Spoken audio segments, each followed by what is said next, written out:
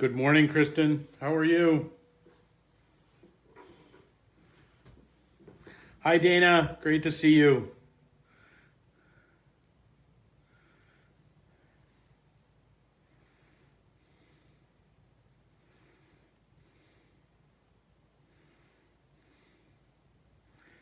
Hey, Robin Carden. Great to see you. So glad you're here. Happy Tuesday, everybody. Happy Tuesday. Hello from Spot and Robin. Oh, yeah. If you have not seen Passing Time with Pastor Robin, I highly recommend it. It is at the Suttons Bay Congregational Church Facebook page at 2 p.m. on the Eastern Time. It is a joy. It's a great ministry to little ones and large ones alike. And Spot has made many cameos. It's a great ministry that Robin's doing out there. Hi, Kristen. How are you? I hope you are well. Hope you're doing well. You're doing good. That things are well for you. Very nice. I just noticed the other day that in the city that Sam's has reopened, and I'm jonesing for a malasada. Like, I'm gonna see if I can find my way over there. Hey, good morning, Donna. Great, happy Tuesday to you too. So great to see you. It's glorious to kind of see these, to see things kind of finding their way towards some opening, towards some life again. There's some real joy in that. Good morning, Irene. Great to see you. Glad you're here. Glad everybody. Thanks for being here, everybody. We are finding our way. So glad that you are here. Well, good morning. Good morning. It is grand. So, hey, Linda. Great to see you. I'm glad. I hope you're well. But, you must be deep into the garden by now, I'm hopeful. So, hope that's happening. Hey, the Taste of Maine is open. All right. Hey, good morning, Bonnie. Great to see you. So glad you're here. All right. Good morning, everybody. It is the 9th day of June, 2020, and this is 11 minutes at 11:11. We are on this journey toward with one another. That's what we're on this journey with. We're wherever we are headed in these days, we are journeying there together. And so I'm so glad to see your little faces and that you're coming to journey with us here. So a couple of things I want to mention. Baby Riley was born last night. Good morning, Maggie Pereira. Baby Riley was at 5 pounds and change. She came into this world. And she had to head up to Hasbro, so she's had some lung issues. She's 6 weeks early, so that's out there. So if you would hold baby Riley in your prayers today, that would be much appreciated. Also, Shelby who is a regular here and a part of our community. I had surgery yesterday for her kidney, and so she is in hospital and recovering. Hey, Jamie, great to see you. Welcome. Good morning. So if you would hold Shelby and Riley in your prayers these days, and then all that's kind of unfolded since the last time we were here together, that we might have, yes, Donna, some peace and some sanity. Yes, thanks God for the folks at Hasbro for sure. The violence we've borne witness to, the difficulty. Hey, Priscilla, good morning.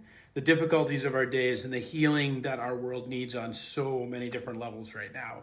And so I want to, my hope to you today is to encourage us in the face of this and to look at what that means, because This little text from this text I'm about to read isn't necessarily an encouraging one, but I believe it is I think one of the times sometimes when Jesus is teaching, what he's offering us is a picture of what things we're going to encounter in the spiritual life, things that we're going to encounter on the journey. They're not like, if you do this, then that will happen, so much stuff as this is going to happen.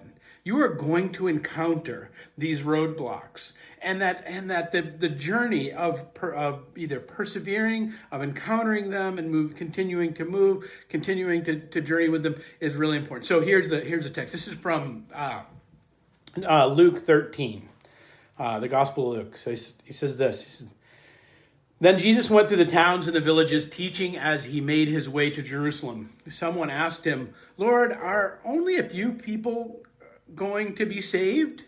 And he said to them, 'Make every effort to enter through the narrow door, because many, I tell you, will try to enter and not be able to. Once the owner of the house gets up and closes the door, you will stand outside and knock, pleading, "Sir, open the door for us." But he will answer, "I don't know you or where you come from."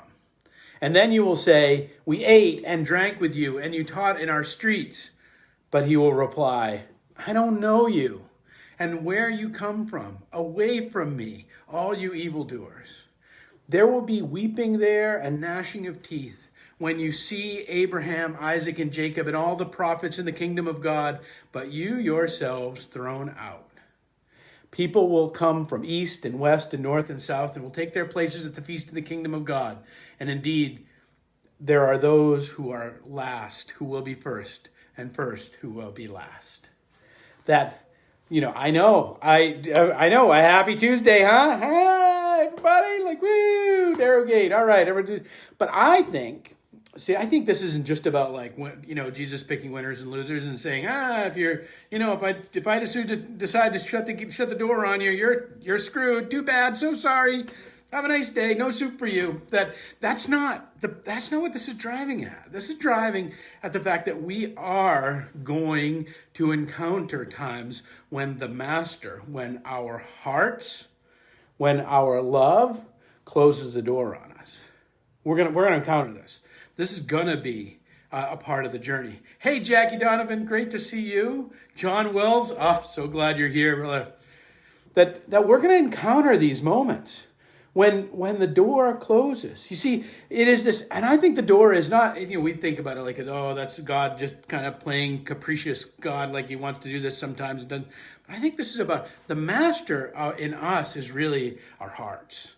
It's really what we're loving. And that if our hearts close off, there's not a lot God can do with us.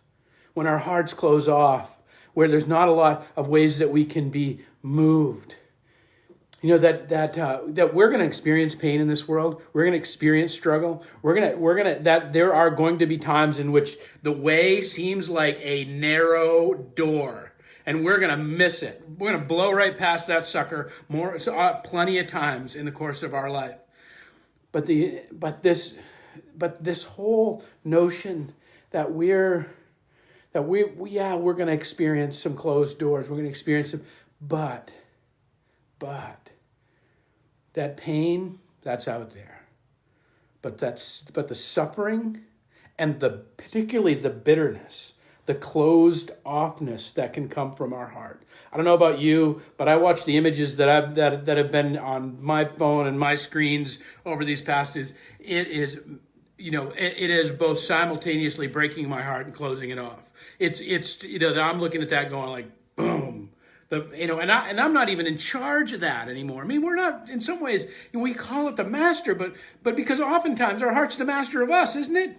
All of the ways that we talk about the things that we love, love is blind, that all of these notions that our love is being cut off. You see, because when our heart closes off, we don't even recognize ourselves. We don't even know who we are anymore. So my encouragement to you these days is keep knocking. Keep Like it is. I mean, I feel like we're all in hospital a little bit today, and we're all in need of care. And there's, you have that call button for the nurses, and I think, we need to just keep working the call button for God. Like we need to keep pressing that button. That even though we might feel closed off from it, even though we might feel in danger of that, keep knocking. That we keep knocking. And that sometimes when we miss it, we'll have a little weeping and gnashing of teeth. Hi, Vicky. Hi, Irene. Great. Glad you could be with us. Sometimes that will be what happens to us. And we feel that in the world. We see that in the world. But an open heart is everything. Continuing to love the good in the world is everything. Like that's the narrow door. Sometimes it's hard to see the love in the world and loving it back. Sometimes it's hard to open our own hearts. Because we have every reason for bitterness, every reason to be closed off. And then we think that shouldn't affect us. We think it shouldn't hurt. We think, and but one of the great Christian thinkers said, Von Radek said this. He said, "You think you've survived so long that survival shouldn't hurt anymore. You keep trying to turn your body bulletproof, and you keep trying to turn your heart into a bomb shelter. You are soft and alive. You bruise and you heal. Cherish it. It is what you were born to do." If we are journeys are in this way of Christ, we are born every day to die and to resurrect, to fall upward. In the words of Richard Rohr, that we are constantly in this journey of loving the good in the world, that where we find it, and letting our hearts be open in that softness. And it is that, friends, that it makes us mighty and fierce and a force to be contended with the world. It is the willingness to stand and be injured. In that's not that we need to that we should let people take advantage of. It is to love radically into the world, rather than to have the master close the door, and us just furiously knocking to be a stranger to ourselves. You ever had that experience? That's what this is talking about, is this experience of being a stranger to ourselves that will happen sometimes on the path. And I know that I've found it in these days, and I bet you have too. But come home to yourself. Remember those words of Von Radek's, that you are soft and alive, and you bruise and you heal, and we are to cherish that, friends. We are to cherish it. That it is what we are born to do. It is what the sacredness of those tears that you shed in these days. It is the sacredness of the anxiety that you carry, is that we do it with an open heart and with a love towards God and the world and all that is good and right and true. Hey, Audrey, welcome. So that is our time this morning. I just want to remind you that to hold up some prayers for Riley. Riley is Audrey's great-granddaughter. So she's very much on her heart, and hold up some prayers for Shelby, that as she's been journeying with us, that she might heal and be well in these days also. So in all this, we will be back again tomorrow with another 11:11. Thank you for being here, and we will continue this journey, and that we might keep our hearts soft and alive, that we might understand that we will bruise and we will heal, and that with all of this is to be cherished, all of it, in the openness of the love of goodness and the openness of our hearts and our days. All right, friends, it is great to see you all. Thank you for being with us, and we will see you again tomorrow. Peace and grace.